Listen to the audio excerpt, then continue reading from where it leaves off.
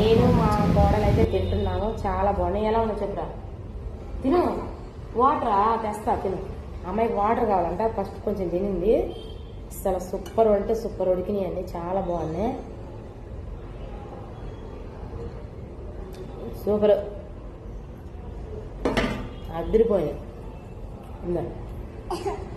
మళ్ళీ తినంటుంది. తెస్తా ఉండే. స్వీట్ పొటాటో తయారు విధానం చూడండి, చాలా బాగుంది. ఇవైతే బాగా శుభ్రంగా కడుక్కోవాలి, మట్టి అంతా పోయేలాగా. ఎందుకంటే ఒక గంట ముందు నానబెట్టాలి. ఇవి ఒక గంట ముందు నానబెట్టామంటే బాగా శుభ్రంగా నానుతుంది. కాదు వెంటనే చేసుకోవాలి అనుకునే వాళ్ళు వేడి నీళ్ళలో కొంచెం సాల్ట్ వేసి వెంటనే కడిగేయండి. ఇంకా పుచ్చులు అవి ఉంటాయి.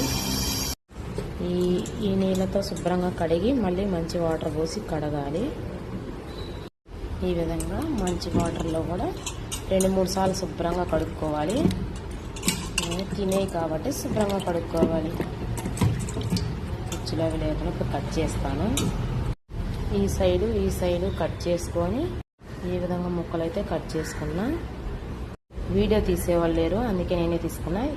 పెద్ద ముక్కలైనా వేసుకోవచ్చు, చిన్న ముక్కలైనా కట్ చేసుకోవచ్చు. దేంట్లో ఉడకబెట్టుకుంటామో ఆ గిన్నె తీసుకోవాలి.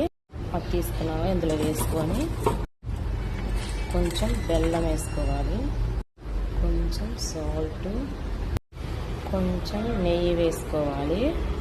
నెయ్యి లేకపోతే నూనె అయినా వేసుకోవచ్చు. కొంచెం వాటర్ వేసుకుందాం. కొంతమంది కుక్కర్లో పెట్టుకుంటారు. కుక్కర్లో అయితే ఈజీగా తొందరగా అయిపోయింది. నేను కొంచెమే ఉన్నాయి కదా, అందుకే కుక్కర్లో అయితే పెట్టలేదు.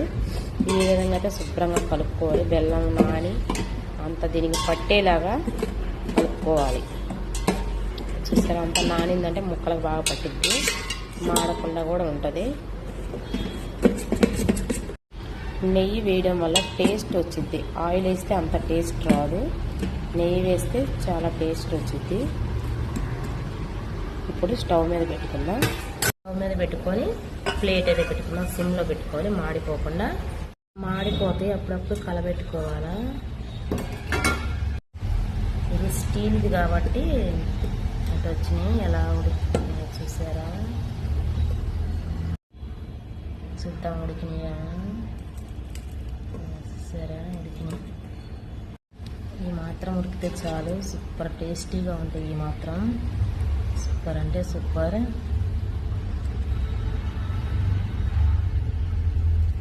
చాకు దిగింది ఇందులో. ఇలా గుచ్చితే మనకు తెలిసిపోయింది ఉడికిందా లేదా అని, అందుకే అట్లా గుచ్చుతున్నా. 5 నిమిషాలు చాలండి ఉడకటానికి, ఎక్కువ కూడా టైం పట్టదు.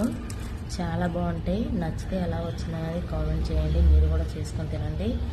తెల్లవి వేరు, ఇవి వేరు అండి. రెడ్ కలర్వి చాలా బాగుంటాయి.